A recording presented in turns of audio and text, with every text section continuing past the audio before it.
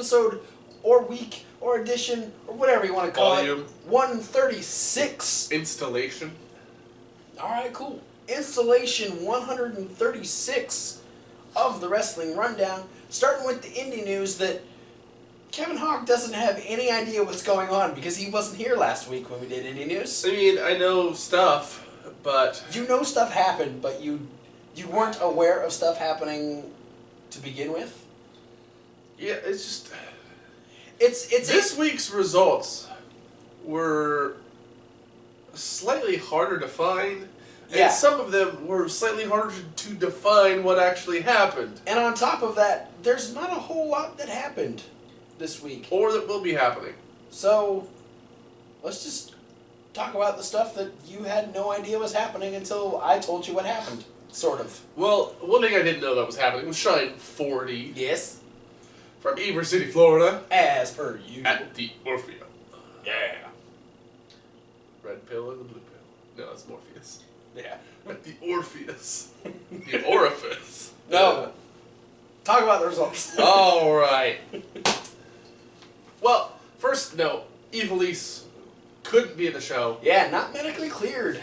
She got stripped of the championship. Yeah, so that way Lufisto, who was supposed to be facing her for the title, ended up getting thrown into the match with the #1 contender match participants Allison Kay and Mercedes Martinez, and it would become a match for the championship. Yes, triple threat in the main event. Su Yung would defeat Jamie Jamison, Jezebel Smothers, and Angel Rose in a 4-way match. Molly Osaka defeated Brandy Lauren. Xander Vale defeated Ariel Moore. Katie Cartwright defeated Leva Bates. Boo. I mean, nothing against you. I just like Leva Bates. Yeah. Rachel Ellering defeated Chelsea Green. Yay. Because you don't like Chelsea Green for some reason? Impact. Oh. Santana Garrett and Raquel successfully defended their tag titles against Thea Trinidad and ACR and Amber O'Neal and Kennedy Brink. 3-way tag match.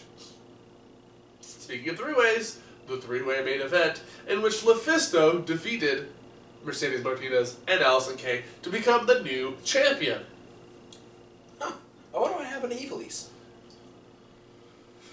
I don't know. I don't either. If you know, post in the comments. Apparently, it's not good, though. Nope. If you're not medically cleared to wrestle. And defend your championship. Boo on that. Sad day. Moving on. We also had over across the pond, as they call it, the WWE UK... No, just kidding. That's tomorrow. Then we're going to talk about that on We're going to talk about that video. Attack Pro Wrestling, Club 103. 100 space 3. I know. I told him last week. Steve hates math. He doesn't give a shit about numbers, and he just fell over. So this one, we didn't find out a whole lot about what happened, except for Britt Indy would lose the 24/7 championship to Kid Lycos and win it back by the end of the night. Yep. Boulderama successfully defended the tag team championships against the Anti-Fun Police, and Eddie Dennis would successfully defend the championship against Chris Brooks. So all the champions are still the champions. Yeah, even though one of them lost. But he got it back. Yeah. So he's still a champion. That's the perk to the 24/7 championships. Is that you can lose it and win it back, all within the same 24-hour period. Yeah. Even in the same week. Even in the same 7 days. Even in the same, hour, to be completely honest. I watched, not that particular 24/7 championship, but, a different, multiple other, 24/7 championships, changed hands, 4 or 5 times within, 2 minutes. If you don't believe us, check out Chuck Taylor's Instagram.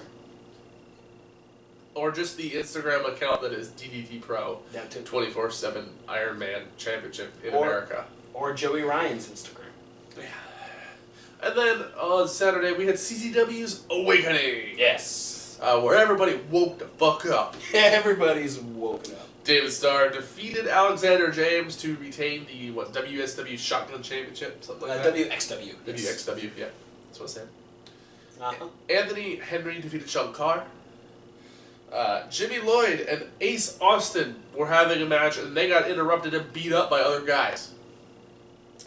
Tony Deppen defeated Tim Donst. Scarlett Graves defeated Dub Boys to retain the CZW Tag Team Championships. Dave Chris defeated Sami Callihan. And then Jake Chris kissed Sami Callihan. On his face. Jeff Cannonball defeated Mike Dell because his computers suck. Drew Blood and Connor Claxton had a match. We don't know who won. We're not entirely sure. What it said was very vague. Yes. Connor Claxton was winning. People came out and interfered. Someone came out and helped Connor Claxton. The end. It's Danny Havoc that came out. And helped I'm just saying. We don't know. Figure that if fans bring the Weapons tag match next show, though. Yeah. And in the main event, Joe Gacy successfully defended the CZW Championship against Ricky Shane Page. Hey. Good job, Joe. All champions, still champions. I see a theme here. Could I be a champion and still be the champion? No, you're Evilise. You lost your championship. I mean, what? Man, ugly if I'm English. And then in the Ring of Honor camp, we had a couple of matches that we just got done watching. And by the end of the show, all the champions were still champions. Yeah, because there weren't any championship matches. We had Donovan Dijak, Leo Rush, and Jay White defeat the Rebellion in 6-man tag team action. Yay! Rebellion lost. With a trio of top rope moves onto Caprice Coleman, which is always okay. We had Cody Dijak beat everybody up by himself. Yeah. That was because Dijak's a beast. Because Dijak. Cody Rhodes came out and had a fantastic heel promo talking about how Ring of Honor isn't what he thought it was. And it's Ring of Mediocrity. It has nothing special about it and all this stuff. And the fans started getting at him. And well, it doesn't have Roderick Strong anymore. That's true. He's in NXT now. And then as he's like, oh, well, I'm only going to be here for a few more seconds, so take your pictures, buy my T-shirts. He ended up being confronted by Steve Corino, along with Punishment Martinez, BJ Whitmer, and Kevin Sullivan. Yeah. So then we had a little history lesson from the Steve Corino, Dusty Rhodes ECW feud, which is kind of what caused this. And then we had a match between Cody Rhodes and Steve Corino. Two guys who not only were we not expecting to see them on ROH this week, but we didn't expect either of them to be wrestling on ROH this week. Yeah, but they did, and it was good. Yeah, it wasn't very long. No. But it was good. They got their story told. Yeah. We find out that Cody Rhodes is still a huge prick. Yep. Because he kicked King Corino in the nuts. Which is so sad that Corino couldn't be on commentary to call his own getting kicked in the ding-ding. If he would have yelled, he kicked me in the ding-ding, I would have lost my shit. I think if it would have been any other time other than him being in, the new Phone Dungeon of Doom, yeah, he probably would have. But yeah, that was followed up by a disaster kick, and Cody Rhodes with a mocking big Dusty Rhodes elbow drop. Pinned Steve Corino, and then ran through the crowd as Jay Lethal decided to come out and get in his face. Jay Lethal talked some trash back at Cody Rhodes, so they're probably going to be keeping that feud going. And that led directly into our final first-round match. I ain't mad about the Jay Lethal Cody Rhodes feud still going on. Their first match at Final Battle was fucking awesome. So I'm totally looking forward to more of that. But this led directly into our final first-round match of the Decade of Excellence tournament between Jay Lethal... Or the Dexcellence, if you want to abbreviate it. Sure. Between Jay Lethal and Jushin Thunder Liger. The fact that Jushin Liger goes as well as he does for how fucking long he's been in wrestling, it amazes me every time. It is unbelievable. He keeps up with Jay Lethal. It's ridiculous. But Jay Lethal does, in fact, pick up the win with a super kick, followed up by the lethal injection. And I will say that Jushin Thunder Liger had me going for a second. Yeah, no. Because Jay Lethal hit that top rope elbow drop, and then Jushin Liger immediately countered it into a pin, and then went on a tirade of all of his signature stuff. And he hit three palm strikes in a row too. So yeah, no, there were a few times where it did look like Jushin Liger had the win, but Yes, Jay Lethal moves on. He will face Jay Briscoe in the second round. And on the other side, in the other semifinal, we have Chris Sabin versus Christopher Daniels. Which I believe that's going to happen next week. Yes, that'll be next week's main event, along with a triple threat match between Dragon Lee, Kushida, and Will Ospreay. Flippy shit. And we'll have the TV debut of the Ring of Honor television champion, the villain Marty Scurll. I like that guy. So look forward to that. We don't have any news. So that means... one little news story that Kyle O'Reilly deciding not to re-sign with Ring of Honor. Yes, which is probably why he lost the Ring of Honor Championship back to Adam Cole, baby, at Wrestle Kingdom 11. I felt like it seemed so sudden after him winning it. It really did. And, I think that in its own right is a very big kind of deal breaker that, is Kyle O'Reilly going to WWE? Oh, we're not sure. He's champion. Well, then he loses it that quick.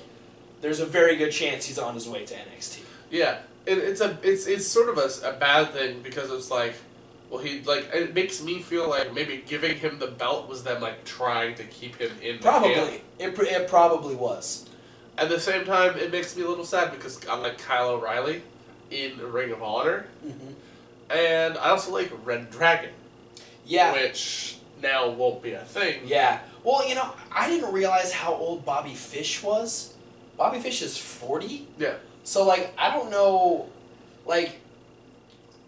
how much longer is he going to be going? He's going to be one of those guys that goes forever. I mean, he's got the ability because he's so fucking great. But, yeah, I don't know. It's, only time will tell. We'll see, I don't know if Kyle O'Reilly changes his mind or, how long his WWE run will last.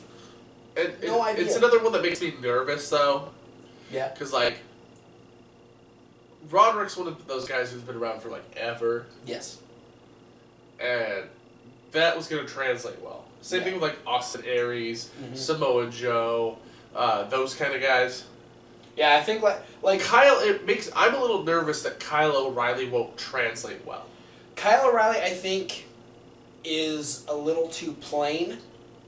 And, as far as, Kyle O'Reilly's been wrestling for a while, but so is Shinsuke, but Shinsuke is so different from anything WWE has that he makes a big statement. But, yeah, Kyle O'Reilly doesn't necessarily have something outstanding about his singles persona that will really elevate him and make him stand out from the rest of the NXT crowd. The only thing that's going to make him stand out is his name.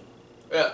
And his wrestling ability is, he can hold his own with anybody. Yeah, he's a fantastic wrestler. But it's one of those things where I feel like it's going to be sort of like the Biff Busick Only Lorcan situation, where it's signing a guy who's on the indies as an extremely talented wrestler, and then getting him and being like, what do we do with him now, though?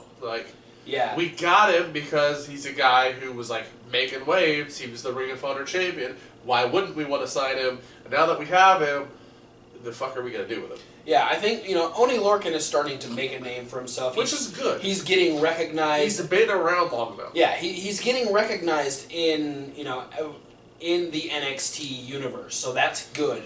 The question is, he has a distinctive look. He's just got that ugly mug, and he makes those weird sounds and stuff, so he's got something that people can attach to. Gollum was a real person. Exactly. But the question is, can Kyle O'Reilly come up with something that's just as tangible as Oney Lorcan is doing? If Oney Lorcan ever makes a run for the belt, I want him to call it his precious. I don't think that's going to happen. But only time will tell. Yeah. That's curious it for to see news. what's in the future of Kyle O'Reilly. Indeed. It's time for upcoming shows, where we only have one. Yeah, this upcoming Friday. That's it. Which is the 20th. Mariette Park, Illinois, which means, baby, it's AAW. Oh, Wrestling Redefined. Presents Don't Stop Believing. Don't stop believing. What do we got going on? Abyss versus Colt Cabana. Holy shit. Yeah, match that I'm sure will be amazing. Davey Richards versus Matt Sydal. Fuck yeah. I'm so into that. Drew Galloway versus Silas Young. That'll be physical and deceivingly athletic. A tag team championship match between Andrew Everett and Jack Evans versus Davey Vega and Matt Fitchett. Andrew Everett and Jack Evans? Yeah, flippy guys, spot monkeys. Too bad I hate Jack Evans. Yeah. Mercedes Martinez versus Angelina Love. That'll be good. Yeah, I like Angelina Love. I do too. And in the main event, we've got Jake and Dave Chris versus Eddie Kingston and Homicide in a tag team steel cage match. Damn. Don't stop believing, boys. Don't stop believing in violence. Don't stop breathing either. Yeah, because there's a good chance. Don't stop bleeding. Oh man. Well, that's it for any news. Holy crap, that was quick, guys. Yeah. Thanks for watching, guys. This one's gonna throw our algorithm for a loop. Yeah, it's alright. Yeah, don't forget to like, comment, and subscribe. Thanks for that. Also, click the little bell button too. There's a bell button? Yeah, you don't know about the bell button? No, I never heard about It's been around for a while now. It's next when you subscribe to somebody, it pops up next to the subscribe button. That's the notifications button that sends you notifications when we post new videos. You know what else gets you notifications? Huh. Checking out all of our social media. There's a lot of social medias down below. You can also check out this review along with our Raw review, our Tuesday Night Live, and our midweek wrap-up all in podcast form over on SoundCloud. Yeah, But sound. you'll want to subscribe to the YouTube because coming up next, we will have our video-only review of the WWE UK Championship Tournament. Yeah, it's been all right so far. Yeah, he's watched the full bit of part 1. I'm about halfway through it, but once we finish night 2, we're going to be doing our full review of it. So you'll want to check out the YouTube just to check that out. Yeah, and there's a bunch of other links in the description of this video, and those will take you to all the websites of the independent promotions that we talk about on a weekly basis. Like ROHWrestling.com. Like JakarPro.com. Like AttackProWrestling.BigCartel.com. And like AIWrestling.com or AAWrestling.com. And many more, but we want many more than that. We want more to our more. We want more. We want more. We want more. And we want it to be more. We want it to be your suggestion. So Absolutely. send us on any of our social medias, post down in the comments, post on a video over on Reasonable Wrestling Fans. Hey, that's Reasonable W. Like wrestling. If you have a website, a YouTube page, a Facebook, a Twitter, anywhere we can find out information about their upcoming shows and check out some of the stuff that they got going on. And do they potentially have a subscription service? Maybe. And if we like what we see, we'll not only continue to talk about them, but we'll give you a shout out about bringing them to our attention. Absolutely. So not only do they get attention, but you get attention. Yeah, and we all know you're all a bunch of attention whores. Bitches love attention. But for now, thanks for watching, guys, and we'll see you at whatever video you decide to watch next. Woo hoo.